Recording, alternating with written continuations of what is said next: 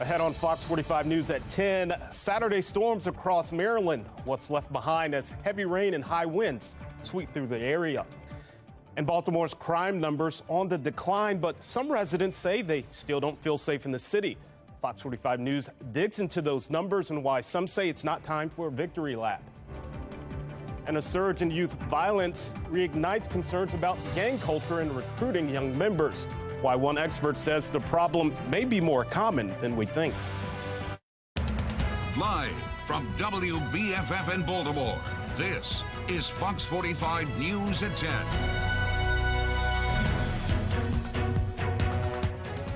Good evening, I'm Vincent Hill. It was a soggy start to the weekend as storms make their way across the area. Down trees and power lines leading to some hazardous conditions.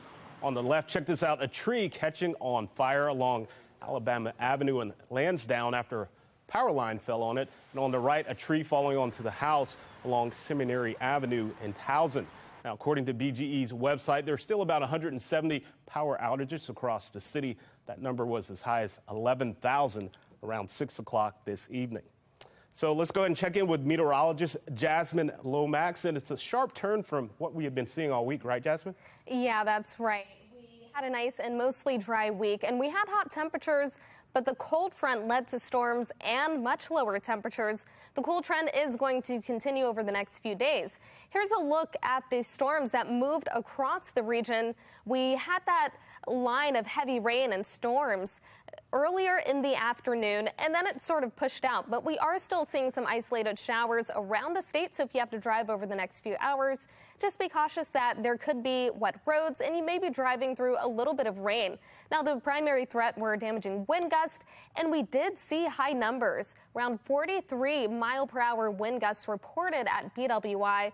We also had areas with gusts greater than 30, even 40 miles per hour around the state, and that's why we had some of those down power lines, along with damage reported down trees and issues with power as well. Right now, though, it's a lot quieter with temperatures in the 50s and 60s. Again, we're still seeing some areas of rain, but it clears out, and we're looking at dry weather for your Sunday. Coming up, I'll have what you can expect as we head into the upcoming week and my Weather Authority forecast. Back to you. All right, Jasmine, thank you. Anytime a storm hits, you can have the forecast right at your fingertips. Just download the Fox 45 weather app. Just search for WBFF in your app store. A 55-year-old man shot in the face just after 10 o'clock this morning along Shirley Avenue in Baltimore. Police say they found the man sitting in a car. He was taken to the hospital with non-life-threatening injuries. Police are still searching for a suspect. Anyone with information is asked to call Metro Crime Stoppers. Meanwhile, Mayor Brandon Scott says crime numbers are down in Baltimore, especially when it comes to homicides and non-fatal shootings. Fox 45 takes a closer look at those numbers to see just how far crime has actually dropped. Bullet after bullet, victim after victim. My homegirl's son just got killed, 21 years old. Gun violence has become a way of life for many Baltimore residents. I mean, every time you turn around, somebody's child got shot, or uncle or aunts. It's just sickening out here. At Monday's State of the City address, Baltimore is back. Mayor Brandon Scott saying Baltimore is on the way back to being a safer city. Homicides and non-fatal shootings are down 16 and 21% respectively today. By the numbers, crime is down compared to this time last year. However, former Baltimore mayoral candidate Thuru Vignaraja says it's not time to celebrate. We had one good month in Baltimore back in January. Homicides for the year stand at 84, down 17 from this time last year, while non-fatal shootings are down 42. The fact that the mayor is able to rely on these numbers is premised on his hope that the citizens of Baltimore are not paying attention. But taking a closer look at the numbers, February only saw 2 less homicides than February of 2022, while this March had just 3 fewer homicides than March of last year. We've had 19 murders in 16 days in the middle of April. That is way off the charts for April. At that rate, Baltimore could be on track for homicides reaching over 300 for the year, for the 9th year in a row. It doesn't look like the mayor is realizing that things are going badly. I think he wants to pretend that things are going well in Baltimore. So 9 of those 84 people killed in Baltimore are children, including 12-year-old Jalen Richards, killed last weekend. His family spoke to Fox 45, saying he got recruited and caught up in Baltimore's gangs. He was doing things that a child his age shouldn't. Like what? Carjacking. They had him carjacking. These older children, Jalen don't know how to drive. He was just hanging along for the ride. One expert tells Fox 45 News this gang recruitment happens more often than you may think. Maxine Stryker shares their thoughts on the recruiting process and why it could get even worse this summer. 12-year-old Jalen Richards' life was cut short a week ago after his family says he got caught up with the wrong crowd, recruited into a life of crime by those older than him. They still was dragging my baby to the streets because he was a minor. Patty Hawkins says her son was in a similar grip of gang violence. It's easier to have children sell drugs for you than you to get a charge yourself to sell drugs. For me to know that my son was struggling with keeping himself out of a gang and didn't know how to communicate with me, that really hurt. Former FBI agent Tyrone Power says Baltimore is a city full of gangs. While many are more disorganized than you'd think, he says the one thing they have in common is the victimization of young people. And the cycle is they're victimized, traumatized, they need protection. The protection doesn't come from the police or maybe even family or other groups in the community, so they almost have to join with a gang to get the protection. Once they join with the gang, the cost of joining the gang is not money, but it's for them to commit other violence. And Power says they then begin to victimize others. It's a vicious cycle that traps those who can't escape their environment. This is going to increase, and it's going to be even more problematic as we get into the summer months, as young people are targeted even more for victimization and recruitment. Last year, 12 members of a criminal enterprise who called themselves the ABG, operating out of West Baltimore, were arrested for murder. But at the time, city leaders weren't quick to label the violence as gang-related. It's the social network of people who... Hesitation from city leaders to label gangs for what they are. This has always been a city where politicians and people in positions of power have seemed to want to protect their position and their image more so than address the problem. Former police commissioner Ed Norris agrees. When I was commissioner, the mayor tried to tell me, don't say there were gangs. I refused. We have gangs. They're violent gangs. They're deadly gangs. They're the cause for all the misery in the city. Why would you not acknowledge that? Several times this week, we asked the mayor and police commissioner if there's a trend of adults using children to commit crime, and if there's a gang problem. Our questions went ignored. Don't protect your position, protect the people of the city. Maxine Stryker, Fox 45 News. And as Maxine explained, police are facing pressure to handle the gang crisis here in Baltimore, but it's becoming an all too big task with the current officer shortage, as BPD is currently nearly 500 officers down. Former Baltimore Deputy Police Commissioner Jason Johnson believes with the current shortage, the city's crime crisis could get worse. We know that the number of uniformed patrol officers out there is not the only factor that's important in public safety. There are many others. But this one is critical. This one, I would dare say, is the most critical. It gets to the department's ability to immediately respond to a crisis. According to Baltimore's police union, only about 600 officers are assigned to the city's 9 districts, which breaks down to about a dozen officers per shift in each district.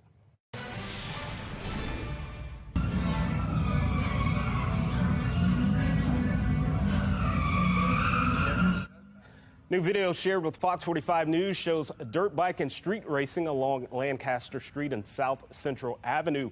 Dirt bike racing has been a concern for residents, especially as the weather starts to warm up. A frustrated driver last night shared a similar video. Baby, man was late. I ain't gonna never get home. I should have been halfway home.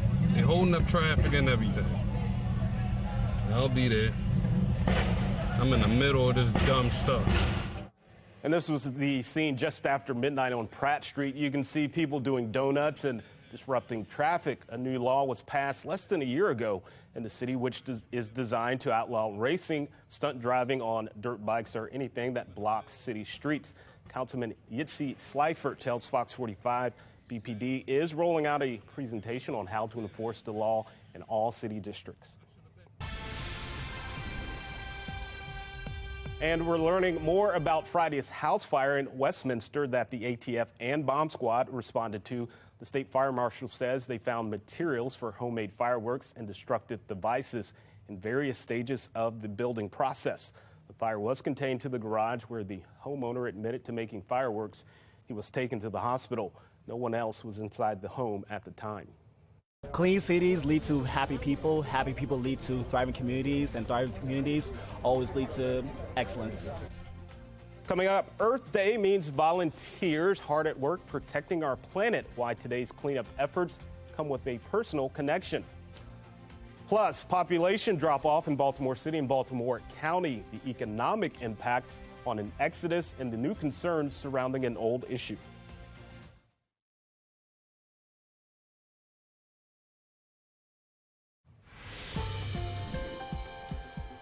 Baltimore's population is down more than 1%, according to the most recent census report, and those who leave are citing a series of reasons, from cash flow to crime.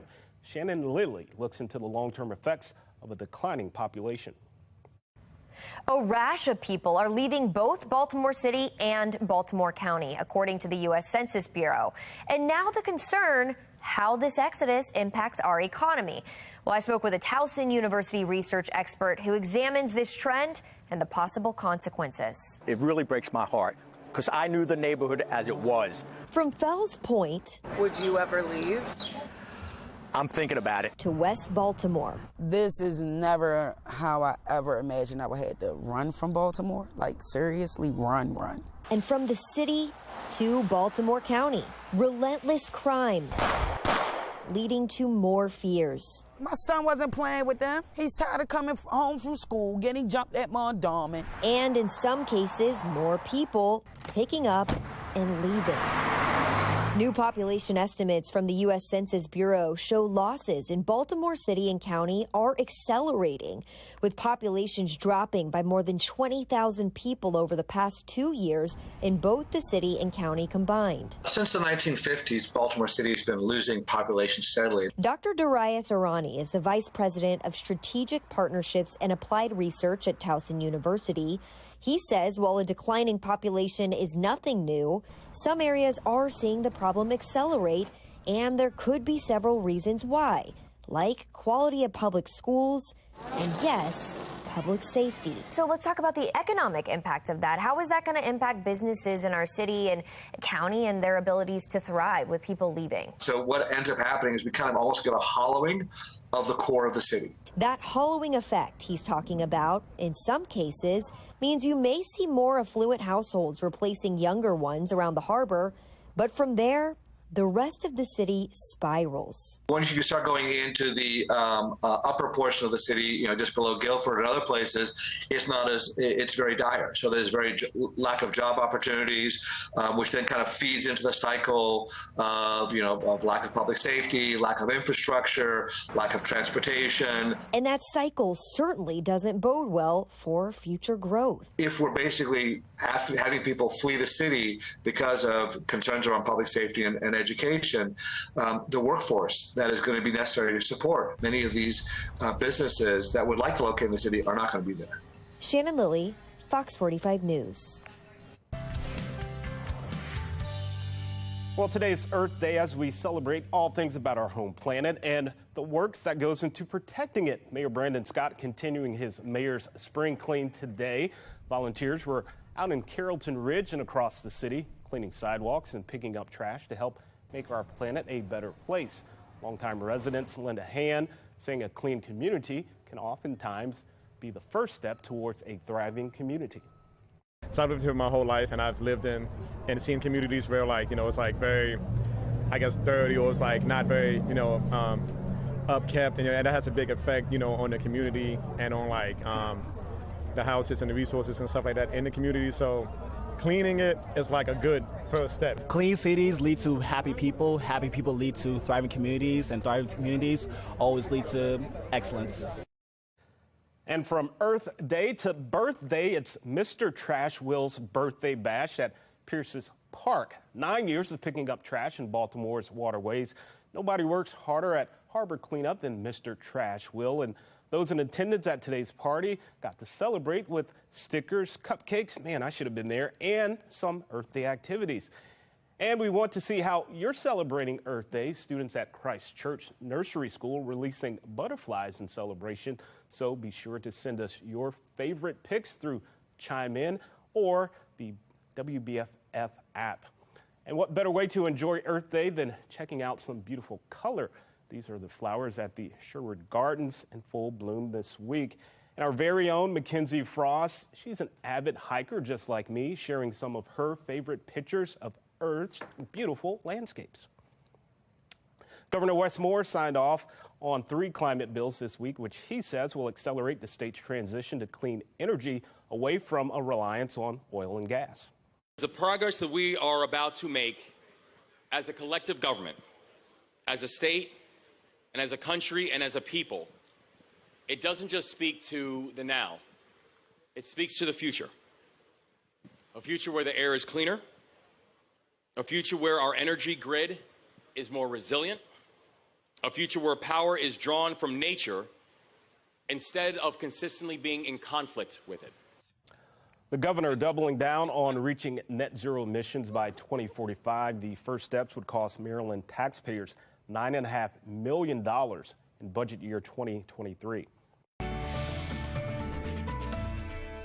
They're stealing cars all around, and I don't want to be in that number. At the end of the day, criminals have to be held accountable, but we shouldn't be making it easier for criminals to get away with their crimes. Maryland's Attorney General is calling for Hyundai and Kia to recall their theft-prone cars nationwide. Now, he blames social media, saying the internet is full of videos showing how to access these cars without a key. But some argue the frustration should be directed at criminals, not the companies. Fox 45's Amy Simpson has more. This Baltimore County woman up early on a Friday. I wanted to get a lock to protect my car myself. Now one of at least 400 county drivers. Good morning. Thank you so much. With an anti-theft device for their cars, as a rash of Hyundais and Kias continue to be stolen nationwide, likely in part due to a social media trend targeting certain Hyundais and Kias manufactured between 2011 and 2022. They're stealing cars all around, and I don't want to be in that number. Just yesterday, Maryland Attorney General Anthony Brown joining a coalition of other attorneys general across the country, calling on the National Highway Traffic Safety Administration to recall what he calls unsafe Hyundai and Kia vehicles, particularly vulnerable to theft. Brown says the vehicles are out of compliance with federal safety standards, posing unreasonable risk to public safety. The AG also saying local law enforcement is feeling the burden and doing all they can, but calls it a losing battle. This is a circumstance where there's enough responsibility to go around. Companies do need to sell cars where locks work.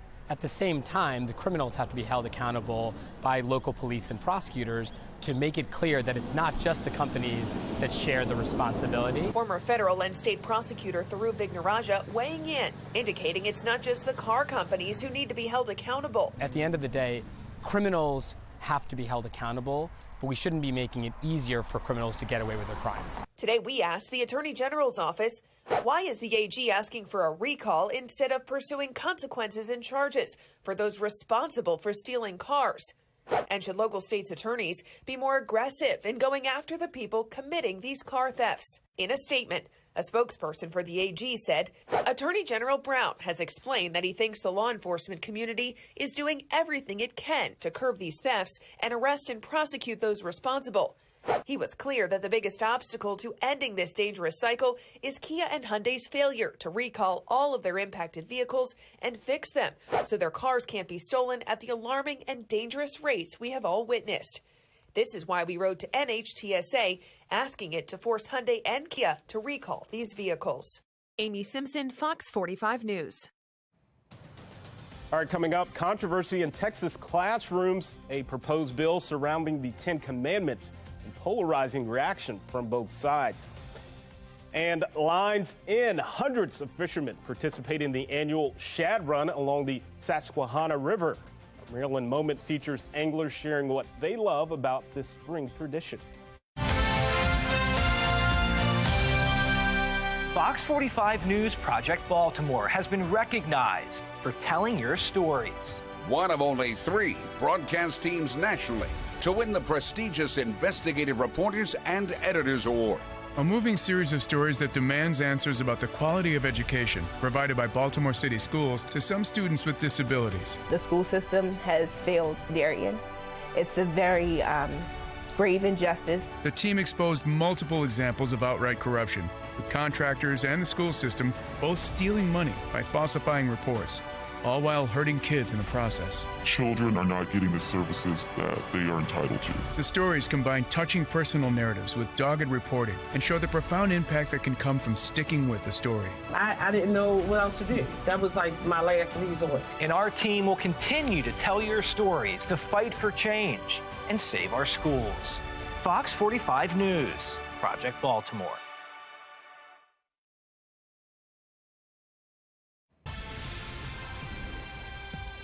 Developing right now, Sudan's army says it will help evacuate Americans and other foreign citizens from the country as they're at war. At least 400 people have died since the fighting began earlier this month. The U.S. Embassy says they've received little information about the evacuation process, but the White House addressed American safety in Sudan earlier this week. When it comes to Sudan, this is a warning, a level 4 warning that we provided to them many months ago. Basically, telling Americans who were there to leave if they could, and also not to travel, Americans not to travel to Sudan. So we've been very clear on that. Again, it's not our standard procedure. Right now, it's unclear how long it will take to evacuate Americans, but the embassy says it's a dangerous process at the moment. A controversial bill is up for debate in Texas. It would require all public schools to include a framed copy of the 10 Commandments. The bill mandates each poster be prominently visible in every classroom. The Texas Senate also passed a measure that would require time for prayer and Bible reading in public schools. Opponents say this clearly goes against a separation of church and state. A bizarre scene in California as 250,000 gallons of raw sewage spilled into the Los Angeles River. A 7-mile stretch of beaches completely shut down where that river feeds into the Pacific Ocean. Authorities are hoping to open the beaches back up on Wednesday, but that water has to be tested twice and come back clean. Those tests are scheduled for Monday and Tuesday. Coming up, protecting your medicine cabinet just got easier. How Johns Hopkins is making sure people properly dispose of their old pills. President Biden ready for another run? An announcement could be in the works right now. I'm Scott Thuman in Washington with New Reaction. And today's temperatures reached the mid to upper 70s, all ahead of a cold front. But tomorrow, it will be much cooler with highs only in the 60s. I'll let you know how long this cool trend lasts coming up in my Weather Authority forecast.